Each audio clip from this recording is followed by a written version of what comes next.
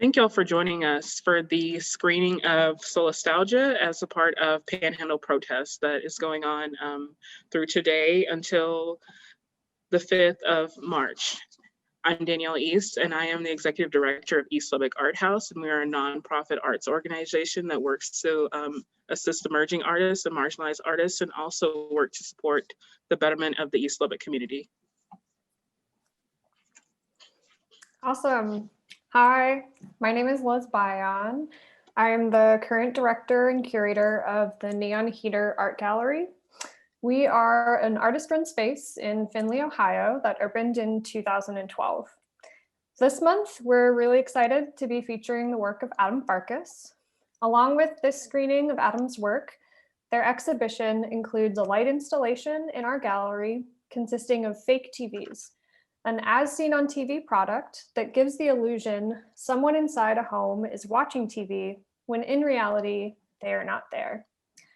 The work can be viewed at night until the end of February from the street level in Findlay, or you can see documentation of it on our website, theneonheater.com. Hey all, I'm Adam Farcus. I'm an artist, teacher, curator, writer, feminist, activist, and burgeoning linguist. I want to say thanks to Liz from the Neon Heater Art Gallery for hosting the installation and co-hosting this screening, and for Danielle from the East Lubbock Art House for also co-hosting the screening and organizing Panhandle protest. Thanks too for everybody for being here, for watching. I also want to thank particularly Allison Yasukawa, Sarah Aziz, Dawn Rowe, and Emma Stewart for their assistance in producing helping to kind of like edit and work on one of the videos, Solastalgia Lubbock, in this program. So we're gonna be watching two videos in this program. One is Shelter for the Making from 2015. It's 8 minutes long. And the other one is Solastalgia Lubbock from 2021, is 15 minutes long.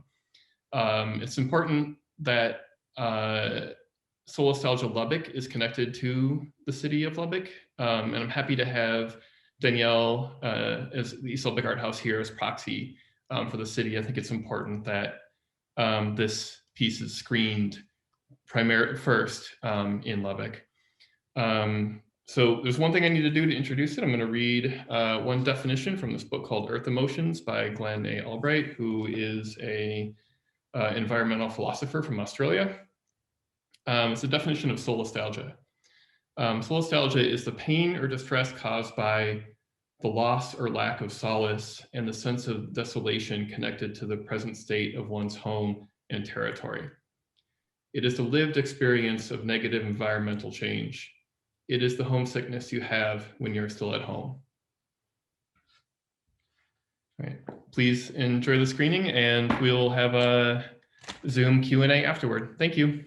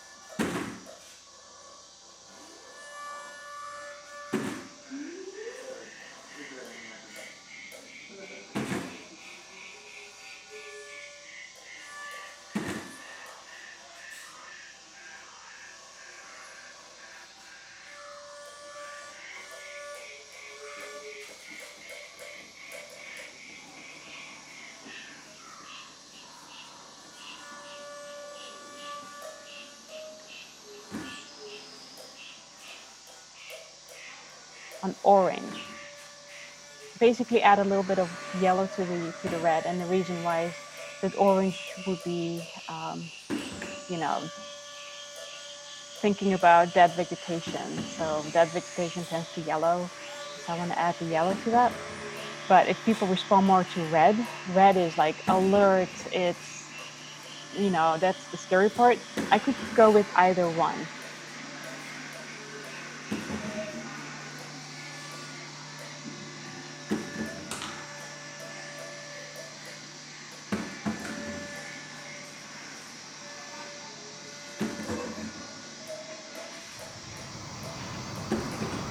It would probably be orange. Like a rich orange, like a nice bold rich orange.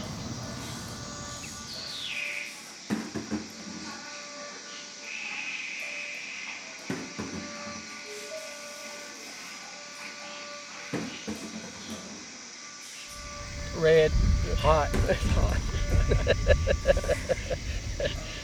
And I know that's narrow-minded because climate change involves a whole lot more than just heat, but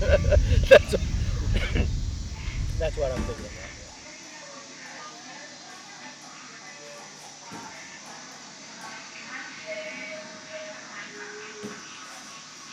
The first color that came to my mind is a reddish color. It's got probably a little more brown in it, similar to kind of the red dirt soil that we get out here. When that dirt picks up, I mean, the sky turns red, like a reddish brown color. It's got a haziness to it.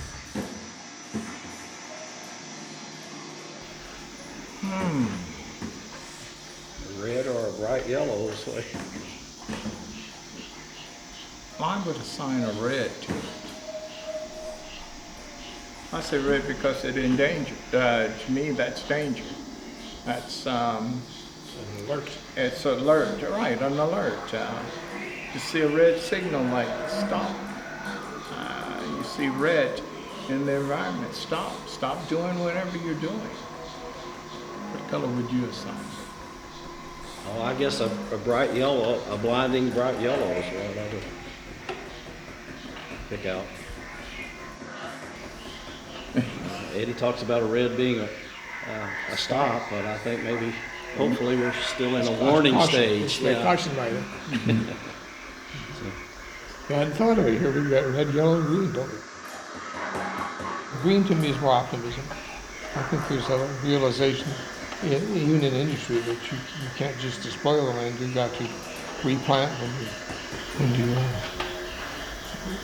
have to go back and repair the lands.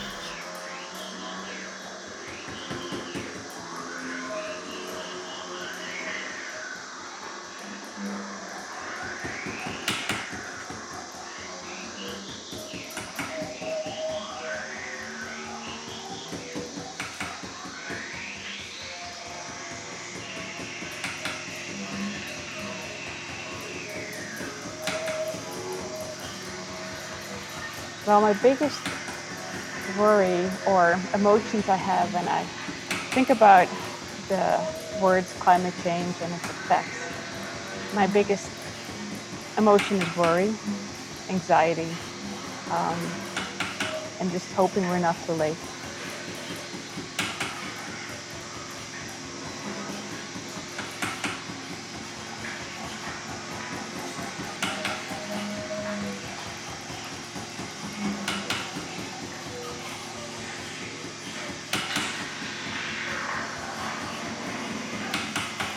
Beautiful and awful because wherever route or whichever way the natural order wants to go, we're not in its favor. We're not even in the ballpark. We're just, at this point, we could be victims, you know? And it's not because it's intentionally seeking out something. It's just doing what it naturally does.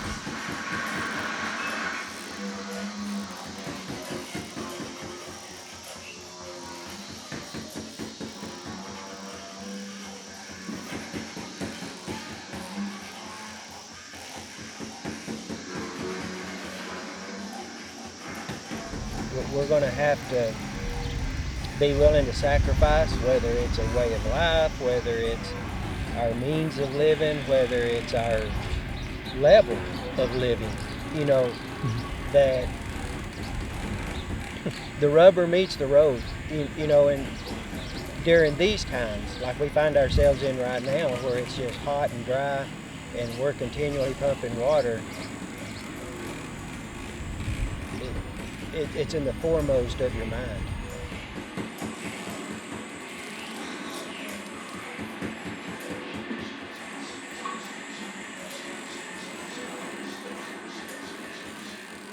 I knew it got a lot more snow when I got here earlier. Supposing in the 60s, 70s, they changed a lot of the way they plowed the fields and farmed, and that reduced a lot of the dust. But otherwise, in my early years, there was a lot of Mexico land that passed over my house. Yeah.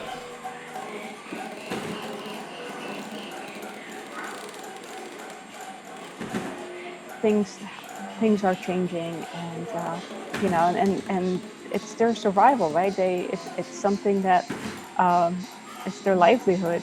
So they want to take better care of the soil so that they can basically help against climate extremes, like the one that happened in 2011. It was ridiculous. We only got like an inch or so of rain, maybe 2 inches the entire year, and so extremes are going to be more common. And that was also a time when we had a lot of dust storms, and the kind that if you Google image Lubbock, Texas dirt storm, you can pair it side by side with Dust Bowl images, and you're like, oh well, it's pretty much the same thing. They're not happening as frequently, but the response of nature was the same. If the wind picks up and our soil's exposed and unhealthy, it's just going to pick the soil up. It was very much a man-made ecological disaster in recent memory that we see the potential to repeat again and again and again.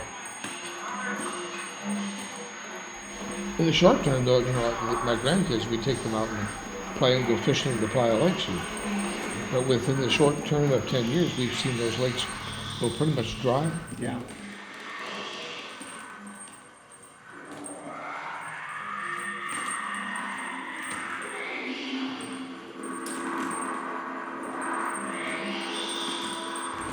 I think Maxi Park is something I definitely think of because you can just tell that the water's like receding.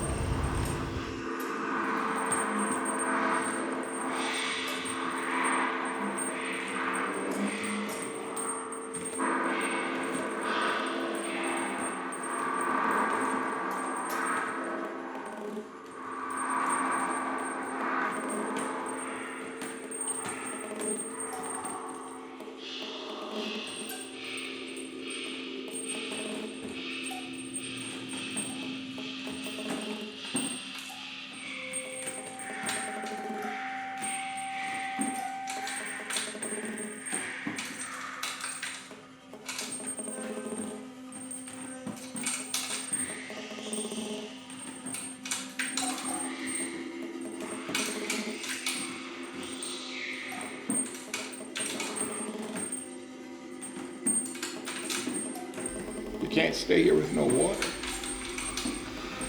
But I think it's going to take quite a, well, the aquifer is drying up, isn't it? It's low. The aquifer is getting very low. Yeah, if it dries up, then it's gone. You're going to lose a lot of water, and we are already straining the Ogallala aquifer, where that's where they get most of the water.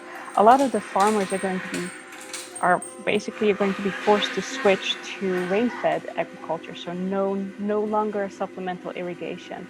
And so I think where you would feel it the most is, in essence, more visual. You're not going to see as many growers anymore that are irrigating the field, so it's going to be more of a visual. So it's all related to the water in a sense.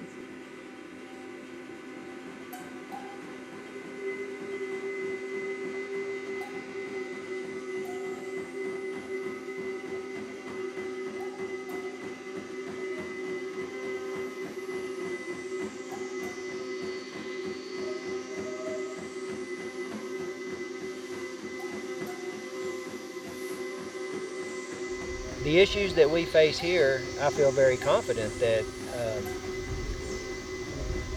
through Eric and his generation, his kids, whoever, they will adapt, they will adjust if they choose to stay here. So I'm not fearful in that respect, but I do understand the concerns that Eric expressed, because I feel them as well.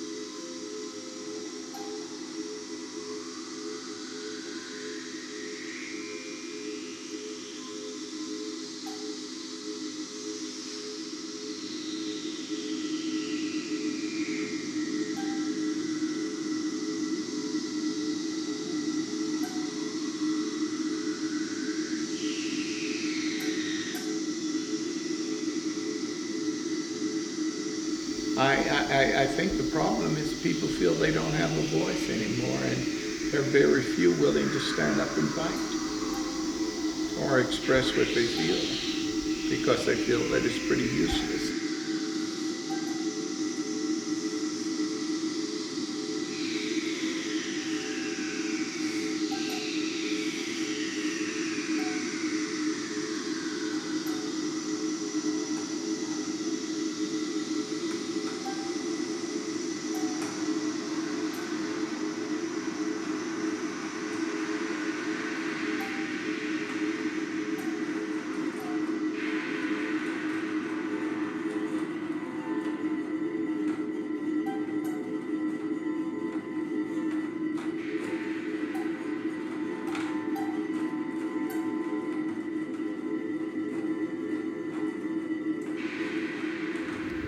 This is a place that I currently want to dig my roots into and be here for the long term. But when I think about the way in which the environment around us is shifting and we're experiencing more extreme patterns in our environment, weather patterns, it makes me feel very uncertain about how deep I'm digging those roots. A lot of our world right now is, particularly with people who are young, is about being mobile, and to be desiring to be in a place long term, yeah, it makes me feel anxious because I don't know how long term this place has.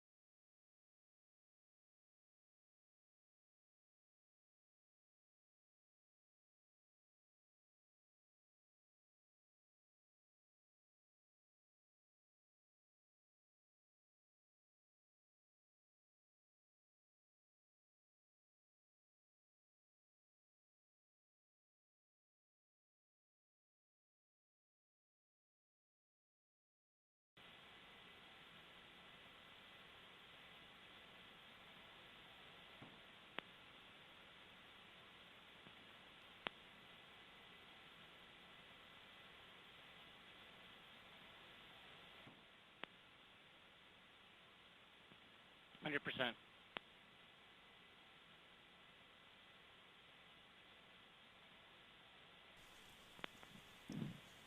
T-minus 15 seconds. 13 seconds. Green board. T-minus 10, 9, 8, 7, 6, 5, 4, 3, 2, engine start, 1, 0, and liftoff of the Delta II rocket with Kepler on a search for planets in some way like our own. Vernier engine chamber pressures are building. Groundlet solid motors are building in chamber pressure.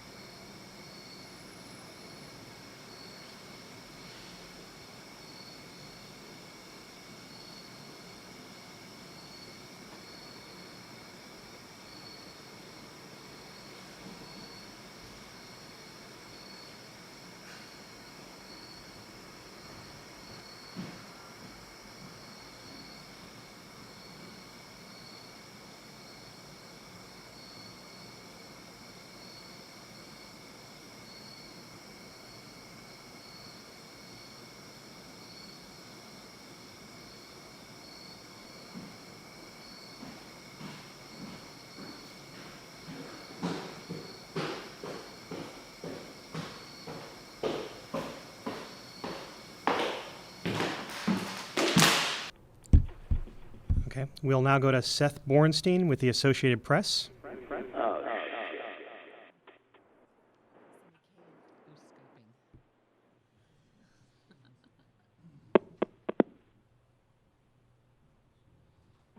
Which was just on the edge of the habitable zone. Can you compare this to that? Is this more habitable, more human type habitable than that?